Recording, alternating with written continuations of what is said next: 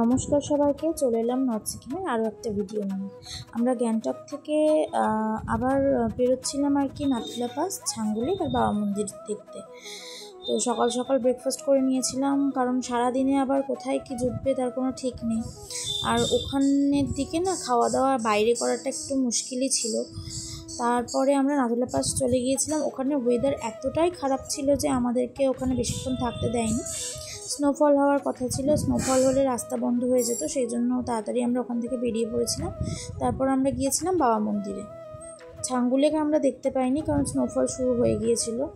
হ্যাঁ, আমরা lucky, snowfall দেখতে পেয়েছি, তাও এপ্রিলে গিয়ে। তো দেখো কত স্নোফল হয়েছে, পুরো রাস্তা বরফে ঢেকে গেছে। স্নোফলের সাথে বৃষ্টিও হচ্ছিল, শুধু স্নোফল না।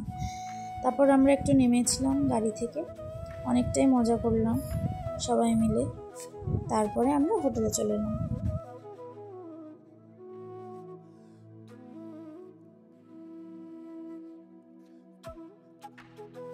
সবাই ভালো থেকো, দেখা হচ্ছে নেক্সট ব্লগে। বাই।